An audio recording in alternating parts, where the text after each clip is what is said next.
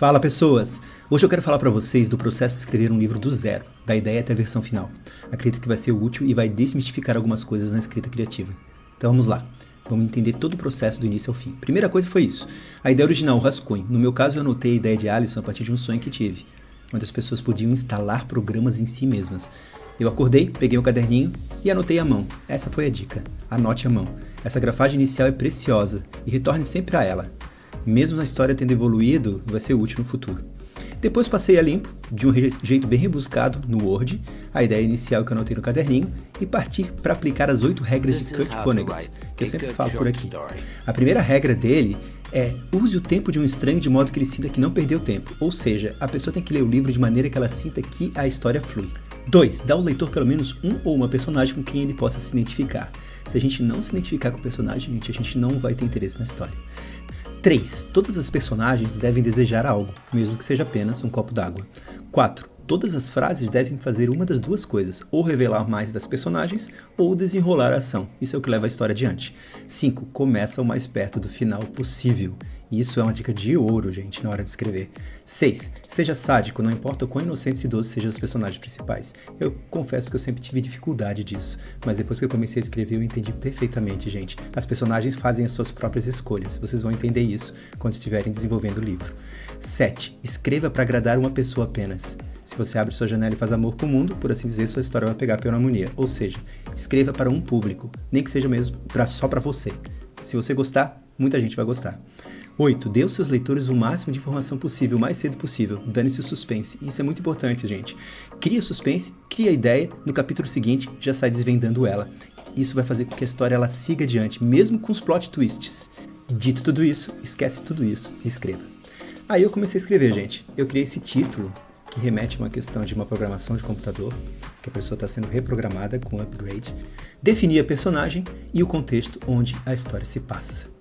Depois de fazer essas duas coisas, eu fui para criar o narrador, gente. Isso é muito importante que você defina inicialmente o tipo de narrador que você vai usar e a motivação principal da personagem, com toda certeza. Depois a descrição da personagem principal, que é importantíssimo que você sempre entenda e volte a ela. E aí fui escrevendo os atos. Primeiro ato, os entrelaçamentos do primeiro ato. Isso tudo a partir daquela ideia inicial que a gente viu lá no início, né?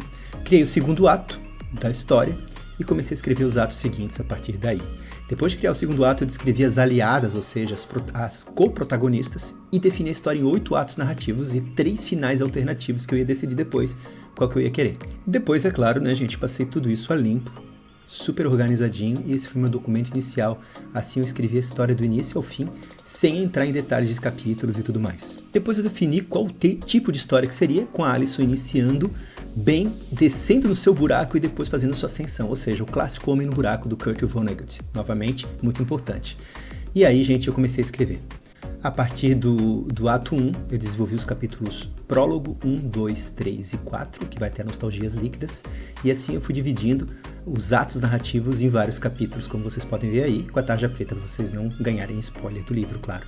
Muitos dos capítulos não tinham nome no início, então eu fui escrevendo a partir dos atos narrativos criados e depois eu fui definindo. Defini a primeira edição e mandei para a Lumos Editora fazer a revisão crítica e criativa do livro.